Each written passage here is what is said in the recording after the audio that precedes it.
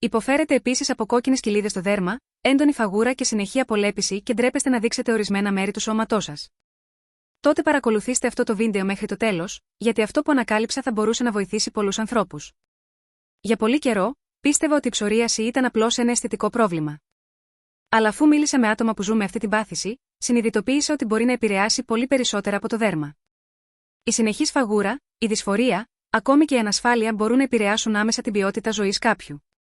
Ενώ έψαχνα για μια εναλλακτική λύση, έπεσα πάνω στο Dermexal Active. Το Dermexal Active είναι μια κρέμα που αναπτύχθηκε για να βοηθήσει άτομα που ζουν με διαφορετικούς τύπους ψωρίασης. Σύμφωνα με τον κατασκευαστή, η σύνθεση της βοηθά στην ανακούφιση από τον γνισμό, στη μείωση της απολέπισης και στη βελτίωση της εμφάνισης των προσβεβλημένων περιοχών του δέρματος. Αυτό που πραγματικά τράβηξε την προσοχή μου ήταν ότι πολλοί άνθρωποι αναφέρουν ότι βλέπουν βελτιώσεις μετά τις πρώτες μόνο εφαρμογές, ειδικά όσον αφορά τη μειωμένη δυσφορία και τον ερεθισμό του δέρματος.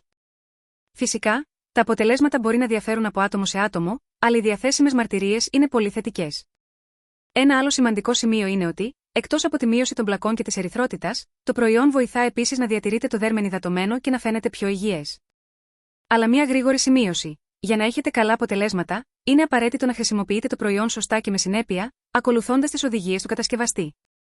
Εάν θέλετε να μάθετε περισσότερες λεπτομέρειες σχετικά με τον Dermexal Active, να ελέγξετε τα συστατικά και τις διαθέσιμες προσφορές ή να μάθετε πώς να κάνετε μια επίσημη παραγγελία, έχω αφήσει τον σύνδεσμο στην περιγραφή του βίντεο. Μην αφήσετε την ψωρίαση να ελέγχει τη ζωή σας. Ενημερωθείτε, εξερευνήστε όλες τις διαθέσιμες επιλογές και επιλέξτε αυτό που έχει το μεγαλύτερο νόημα για εσάς και την υγεία σας.